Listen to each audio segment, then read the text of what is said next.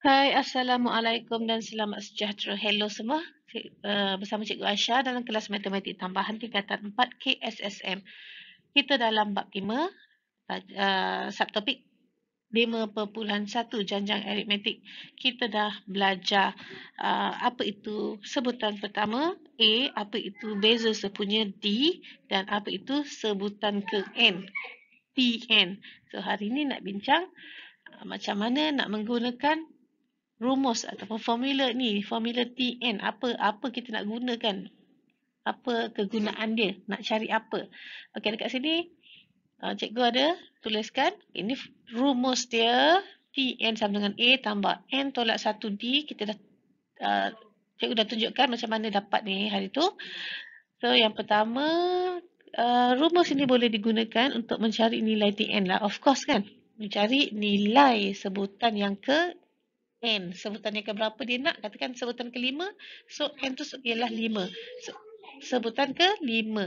So, yang kedua, kita nak cari, kalau kita nak mencari bilangan sebutan tersebut, jika diberi nilai Tn. Okey, kat atas ni mencari nilai Tn. Mencari nilai yang ke bilangan yang keberapa tu kan? Katakan bilangan yang sebutan yang kelima. So kita nak cari nilai dia tu.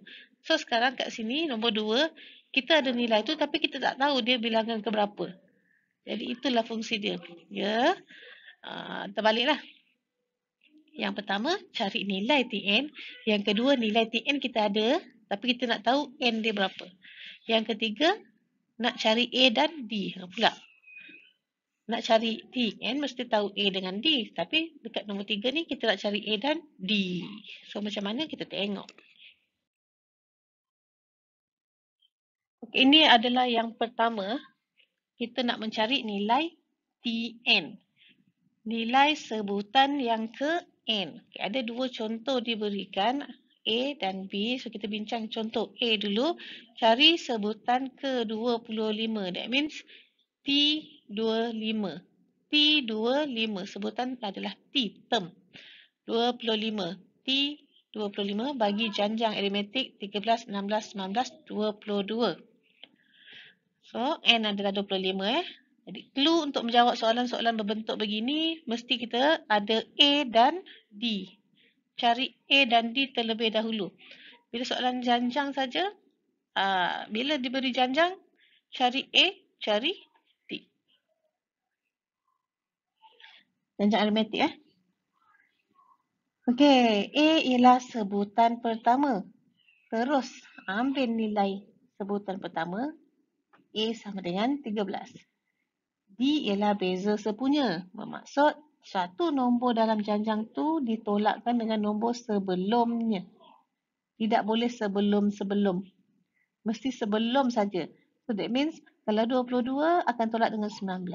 Kalau 19 tolak dengan 16. 16 akan tolak dengan 13. Tak boleh 22 tolak 13. Tak boleh Jadi sekarang cikgu ambil T2 tolak T1, 16 tolak 13 dapat 3. Okay. Ini merupakan rumus Tn. Tn sama dengan A tambah N tolak 1D. N kita tahu 25, so T25. T25 sama dengan A kita 13 tadi, N tolak 1, N kita ialah 25, 25 tolak 1 ialah 24, D kita ialah 3, terus masukkan 3 dekat sini. So 13 tambah 24 darab 3. Darab, operasikan darab dulu. 24 darab 3 baru tambah dengan 13.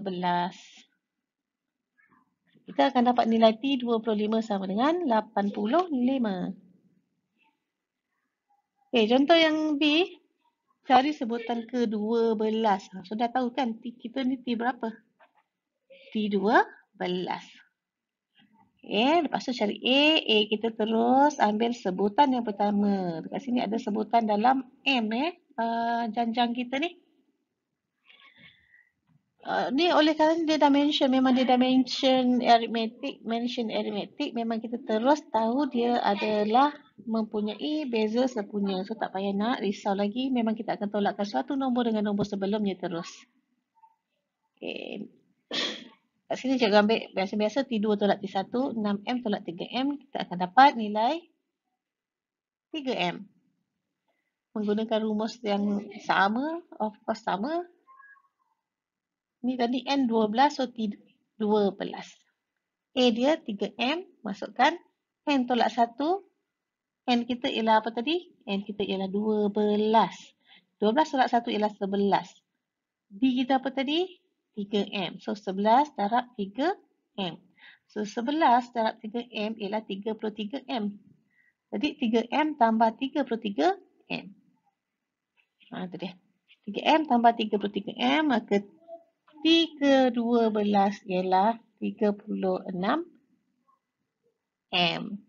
Okey. T ke-12 ialah 36M. Gunaan yang kedua, kita nak mencari N. Bila diberi Tn. Tn tu ialah nilai tau. N tu bilangan. Jadi dekat sini, kita sudah ada nilai. Macam tadi kita cari nilai. Okay. Sekarang kita cari bilangan. Nilai telah diberi. Maksud dia, cari bilangan sebutan bagi janjang aritmetik 3, 10, 17, maksudnya in between ni ada nilai-nilai lagi. So, nilai yang terakhir ialah 276. Jadi, kita tak tahu di bilangan keberapa. Yang inilah kita panggil Tn. So, kita nak cari ini N lah. Tn kita dah ada. Macam tadi juga memang clue kita mesti cari A dengan D. So, A kita sebutan pertama ialah 3. T kita dapat daripada 10 tolak 3 dapat 7. Tn sama dengan A tambah N tolak 1. T ni memang rumus dia. Kita boleh hafal dah patutnya kan. Okay, Tn kita yang sebutan terakhir yang kita tak tahu bilangan dia keberapa tu kita namakan dia Tn lah. Jadi T1, ni T2, ni T3, ni ni banyak lagi tak tahu. So yang last ni kita panggil dia Tn. So 276 ni sebagai Tn. A kita 3, N masih tak tahu, memang nak cari N tolak 1, D kita ialah 7. Okay, masukkan, so operasikan. 3 ni akan dibawa ke sebelah dulu, menjadi tolak. So, 273 sama dengan, tinggalan ni 3 tadi dah hilang kan. N tolak 1 darab 7. So, 7 boleh bawa sebelah jadi bahagi. Tinggal 39. N tolak 1, negatif 1 bawa sebelah jadi tambah. Maka N sama dengan 39 tambah 1, 40. Contoh B.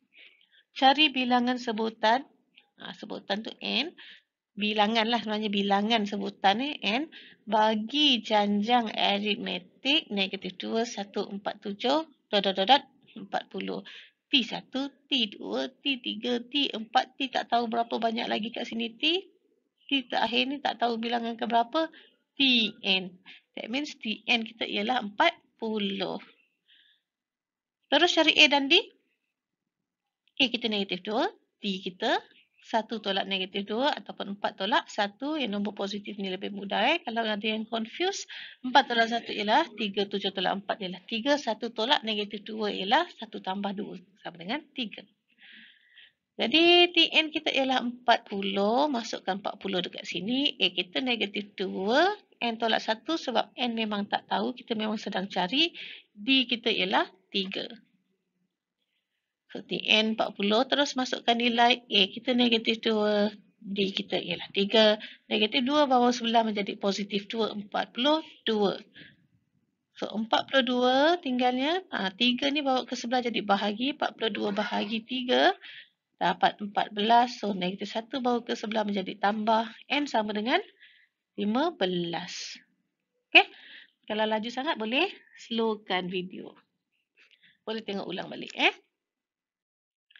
Okey, seterusnya fungsi yang ketiga kita nak mencari A dan D. Pula tadi kita nak kira N, nak cari Tn semua mesti dah ada A dengan D. Betul tak? Sekarang ni kita punya fungsi rumus tu nak mencari A dan D pula. Macam mana tu? So, soalan berbentuk begini.